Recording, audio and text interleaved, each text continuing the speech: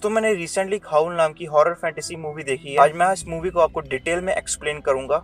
Movie के starting scene में हमें हमारा मेन कैरेक्टर जो दिखाया जाता है, जो कि एक ट्रेन गार्ड होता है। वो काफी परेशान दिखता है क्योंकि पिछले कई टाइम से वो प्रमोशन लेना चाहता है, लेकिन उसकी बार बार प्रमोशन की अपील को कैंसिल कर दिया जाता है। और उससे भी बुरी बात यह होती है कि जो के दोस्त को सुपरवाइजर बना दिया जाता है। उसका दोस्त काफी रूड था, इस वजह से वो काफी ज्यादा फाइन इजीली कलेक्ट कर लिया करता था। लेकिन हमारा कैरेक्टर जो वो काफी सॉफ्ट हार्टेड, इसलिए वो फाइन कलेक्ट करने में इतना अच्छा नहीं था। वो जो को कहता है कि उसकी शिफ्ट खत्म हो चुकी है, लेकिन फिर भी उसे आज रात को ट्रेन में टिकट कलेक्टर का काम करना होगा क्योंकि उसने पिछले 6 महीने फाइन कलेक्ट नहीं किया है। Screen move to next scene. अब हम देखते हैं कि जो अब ट्रेन में है। अब हम यहाँ पे कुछ ट्रेन पैसेंजर्स को भी देखते हैं, जैसे कि केट, एंड्रू, मैथ्यू, बिली, नीना, पॉल, जेड और उसकी वाइफ जेनी। जो यहाँ पे सबसे बारी बारी टिकट कलेक्ट करता है, लेकिन उससे कोई भी अच्छे से बिहेव नहीं करता। उससे सारे काफी रूडली बात करते हैं।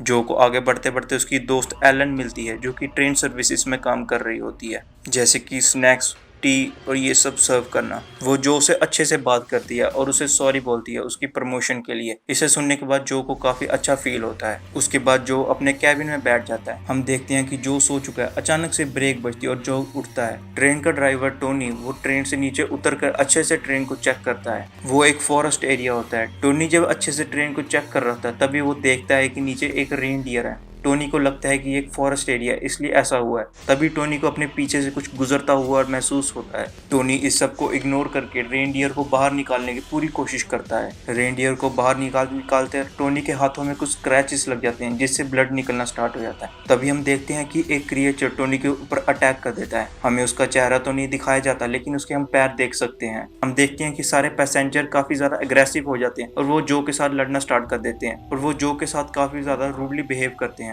जो इस सब के बाद काफी ज्यादा फ्रस्ट्रेटेड हो जाता है। वो इमरजेंसी नंबर पे कॉल करता है और जो सबके सामने रिवील करता है कि ट्रेन का ड्राइवर भी अब मिसिंग हो चुका है। सबको सुन के एड्रियन कहता है कि जो को ट्रेन के दरवाजे खोल देने चाहिए ताकि हम सब जाके पैदल ही स्टेशन तक पहुंचे। एड्रियन कहता है कि स्टेशन अब यहाँ से ज्यादा दूर नहीं। जो उन सबको मना करता है क्योंकि ये एक फॉरेस्ट एरिया था, यहाँ पे बहुत सारे जानवर भी हो सकते थे। लेकिन वो जो को बहुत ज्यादा फोर्स, इसलिए जो दरवाजे खोल देता है। वो थोड़ी सी आगे पहुंचे भी जो को लगता है कि कोई उनका पीछा कर रहा है। जो झाड़ियों में जाके जब चेक करता है तो उनके ड्राइवर टोनी की वहाँ पे डेड बॉडी होती है, जिसको देख के वो काफी ज्यादा पैनिक करता है और सबको ट्रेन में वापस जाने के लिए कहता है। सब लोग ट्रेन के अंदर आए थे, लेकिन जेनी का पैर बाहर फंस जाता है और तभी वो क्रिएचर आके जेनी के पैर पे अटैक कर देता है। वो सब बहुत मुश्किल से जेनी को अंदर ट्रेन में खींच लेते हैं। हम देखते हैं कि उस क्रिएचर ने जेनी के पैर को काट लिया था। जो और एलन फर्स्ट एड देने की कोशिश करते हैं, लेकिन पैर की चोट इतनी ज्यादा थी कि खून रुकता ही नहीं है। जेनी के पैर को देख के सारे पैसेंजर काफी ज्यादा डर जाते हैं। तभी हम देखते हैं कि वो क्रिएचर ट्रेन के अंदर घुसने की पूरी कोशिश करता है। हमें उस क्रिएचर के हाथ दिखाए जाते हैं, जो कि ट्रेन को स्क्रैच करते हुए आगे बढ़ते हैं। तभी हम देखते हैं कि नीना का फोन बजने लगता है और उसी वक्त वो क्रिएचर ट्रेन का शीशा तोड़ के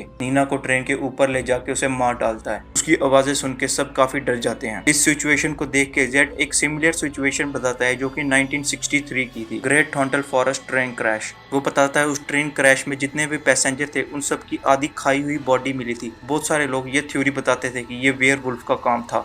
जेड सबको हौसला देता है और जेड कहता है कि अब तो हम या शिकार हैं या फिर शिकारी। सारे पैसेंजर जो उनके हाथ में पाइप, सीट जो भी आता है उस सबको हथियार बना के नीचे छुप के बैठ जाते हैं। वो सब नोटिस करते हैं कि उनका एक पैसेंजर पॉल मिसिंग है और वो वॉशरूम गया हुआ था। इस सब की ही देर थी, वो क्रिएचर ट्रेन के अंदर घुस जाता है और वो अंदर घुसते ही पॉल को बुरी तरह मार डालता है। और इस वक्त हमें पहली बार वेयरवुल्फ का चेहरा दिखाया जाता है। ट्रस्ट मी गाइस, मैंने आज से पहले इतना बदसूरत वेयरवुल्फ कभी नहीं देखा है। जो हिम्मत करके उस वेयरवुल्फ के ऊपर हमला कर देता है और उसे देख के बाकी सारे पैसेंजर भी धावा बोल देते हैं। वो किसी न किसी तरह उस वेयरवुल्फ को मार डालते हैं। लेकिन उनकी असली प्रॉब्लम अब शुरू होने वाली थी। मरने से पहले वो वेयरवुल्फ एक हाउल देता है, बहुत जोर का हाउल, जिसे सुन के ढेर सारे वेयरवुल्फ उनकी ट्रेन की तरफ आ जाते हैं। दरअसल दोस्तों, वो वेयरवुल्फ उन सब वेयरवुल्फ का लीडर था। उन्होंने गलती से उनके लीडर को मार डाला था। अब बिली यहाँ पे बताता है कि उसे ट्रेन की थोड़ी बहुत नॉलेज है। वो जो और एलन को थोड़े बहुत कंट्रोल समझा के बिली और मैथ्यू ट्रेन के नीचे उसे चेक करने के लिए चले जाते हैं। अब मैथ्यू भी ट्रेन के नीचे बिली के साथ जाने वाला था, लेकिन उसे नीना की आवाज सुनाई देती है। वो टॉर्च मार के देखता है कि वहाँ पे नीना की डेड बॉडी थी।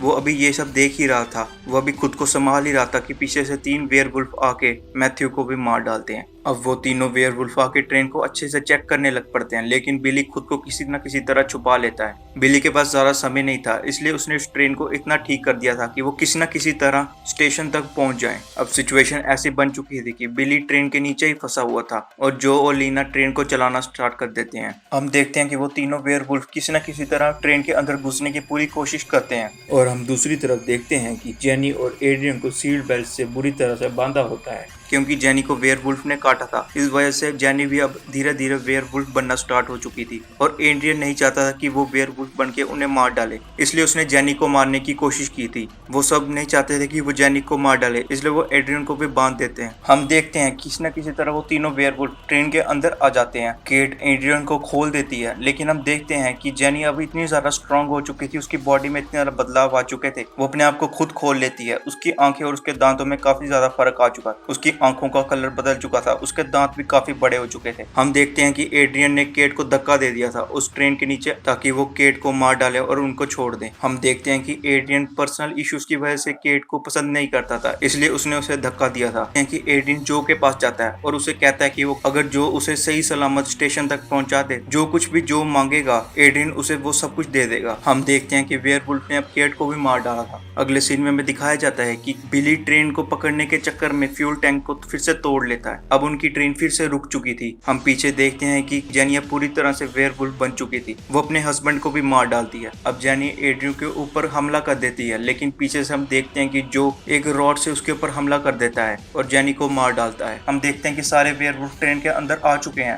वो उन सबको मारने वाले थे कि एड्रियन ट्रेन के दरवाजे बंद कर देता है और खुद बाहर चला जाता है। वो जो और एलन को अंदर ही छोड़ देता है। तभी बिली उन्हें बचाने के लिए एक जलती हुई मिसाल लेकर आता है और उन वेयरवुल्फ को आग से डराता है। वो एक वेयरवुल्फ को बुरी तरह जला भी देता है, लेकिन लास्ट में वेयरवुल्फ उसे भी मार डालते हैं। उस सब से जो और एलन को भागने का मौका मिल जाता है, लेकिन वो वेयरवुल्फ काफी ज्यादा फास्ट थे। अब जो यहाँ पे खुद को सैक्रिफाइस करने का सोच लेता है और एलन को बचाने के लिए खुद को सैक्रिफाइस कर देता है। वो एलन को कहता है कि तुम चले जाओ और यहाँ पे मैं उन वेयरवुल्फ को डिस्ट्रैक्ट करूंगा। हम देखते हैं कि एलन वहां से भाग जाती है और जो उन वेयरवुल्फ को अच्छी खासी फाइट देता है, लेकिन लास्ट में एक वेयरवुल्फ जो को भी काट देता है। हमें दिखाया जाता है कि एलन अब एक स्टेशन में पहुंच चुकी है और वो खून से लथपथ होके स्टेशन पे अकेले ही चल रही है। मूवी के लास्ट सीन में हमें जो दिखाया जाता है, जो अब पूरी तरह से एक वेयरवुल्फ बन चुका है। दिखाया जाता है कि एड्रियन उस फॉरेस्ट से भाग रहा होता है, लेकिन उसे जो मिलता है जो अब पूरी तरह से वेयरवुल्फ बन चुका होता है। मूवी के लास्ट में दिखाया जाता है कि जो अब एड्रियन के ऊपर हमला कर देता है, वो शायद उसे अब मार भी डालता है। सो दोस्तों, ये थी स्टोरी हाउल मूवी की। आई होप आपको वीडियो पसंद आई होगी। अगर आपको वीडियो पसंद आई तो वीडियो को लाइक जरूर करें।